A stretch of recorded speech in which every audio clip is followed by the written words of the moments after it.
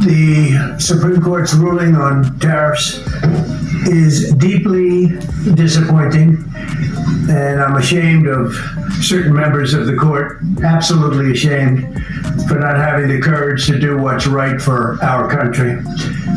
I'd like to thank and congratulate Justices Thomas, Alito, and Kavanaugh for their strength and wisdom and love of our country, which is right now very proud of those justices. When you read the dissenting opinions, there's no way that anyone can argue against them. There's no way. Foreign countries that have been ripping us off for years are ecstatic. They're so happy.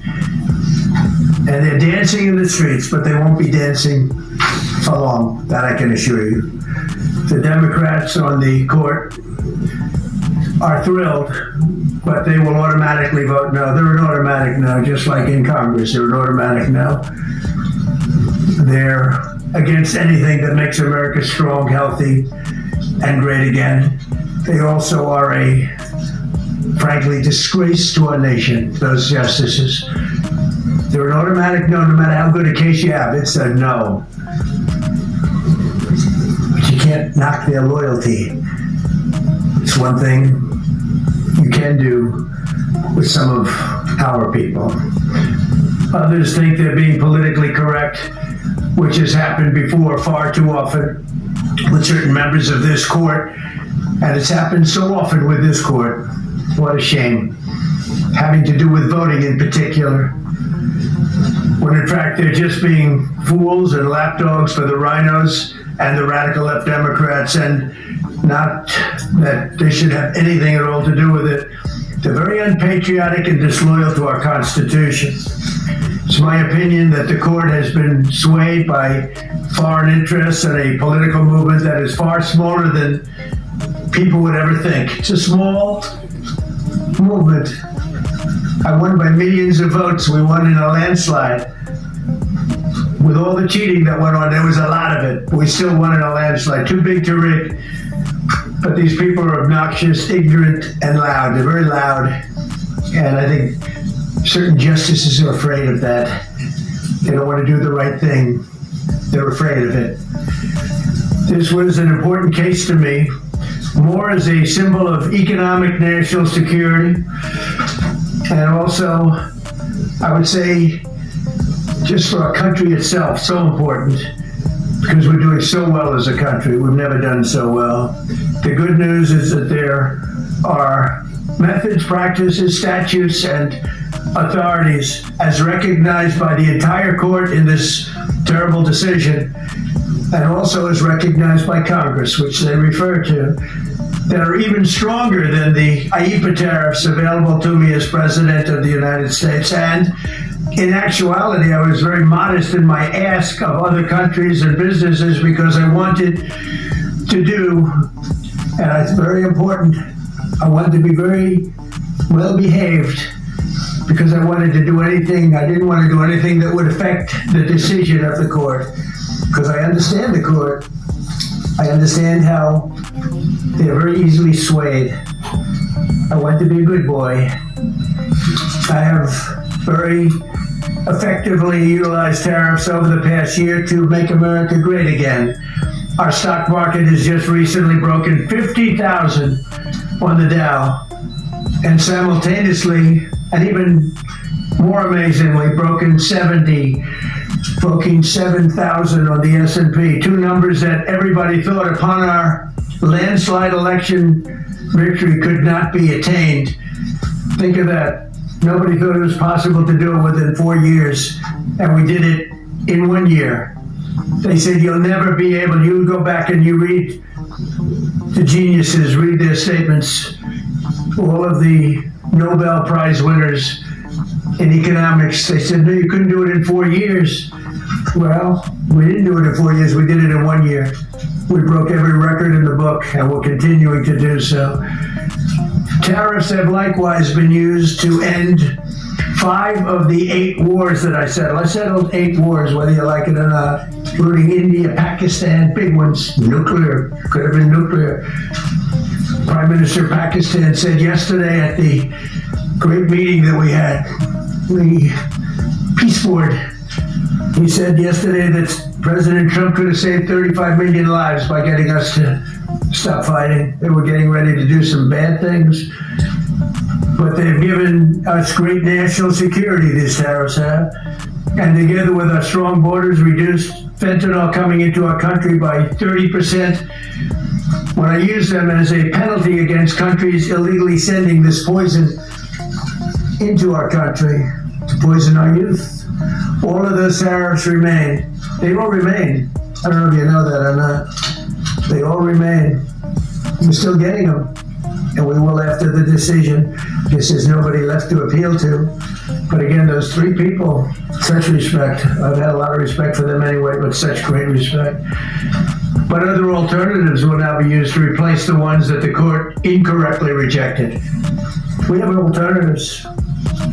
Great alternatives. Could be more money. We'll take in more money. And we'll be a lot stronger for it. We're taking in hundreds of billions of dollars. We'll continue to do so. To show you how ridiculous the opinion is, however, the court said that I'm not allowed to charge even $1. I can't charge $1. Can't charge $1. I would have used 1 penny, but we don't make the pennies anymore. We save money. Can't charge $1 to any country under IEPA. Not $1. I assume to protect other countries. This must have been done to protect those other countries, certainly not the United States of America, which they should be interested in protecting. That's what they're supposed to be protecting. But I am allowed to cut off any and all trade or business with that same country. In other words, I can destroy the trade. I can destroy the country. I'm even allowed to impose a foreign country destroying embargo. I can embargo. I can do anything I want, but I can't charge $1. Because that's not what it says. And that's not the way it even reads.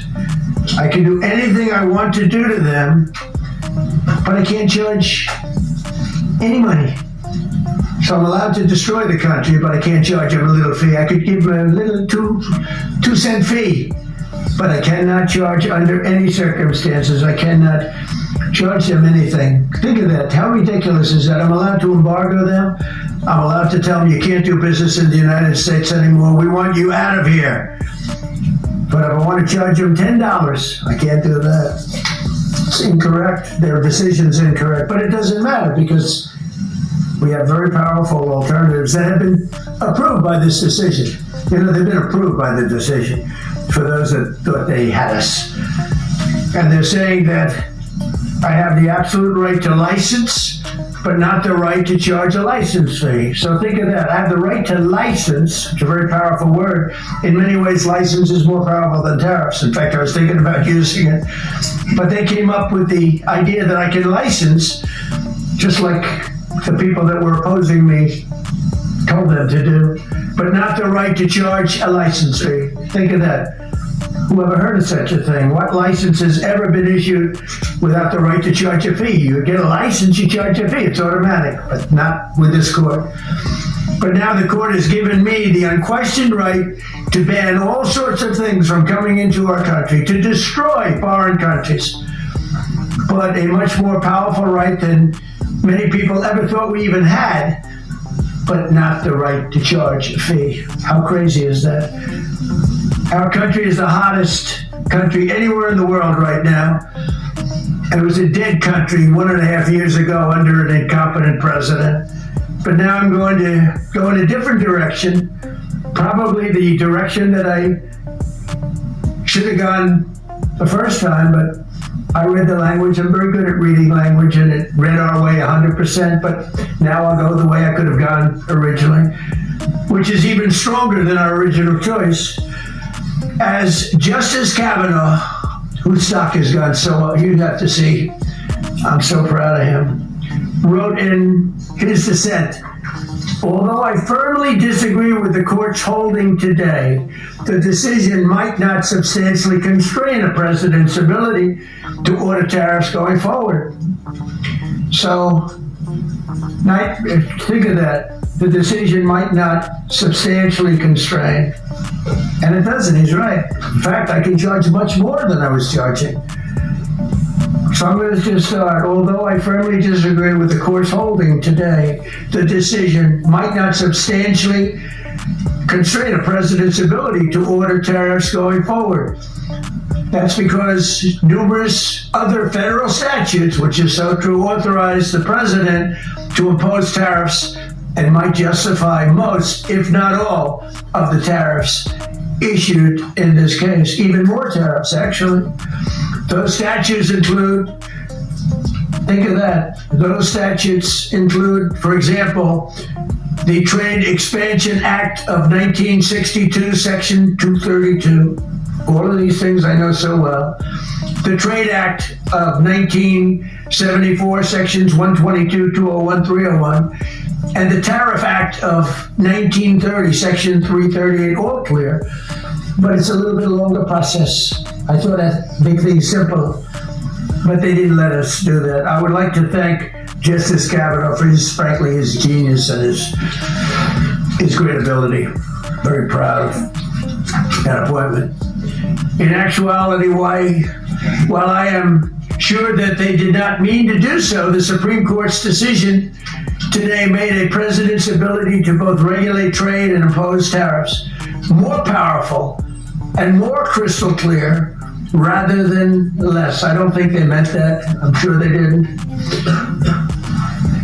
It's terrible.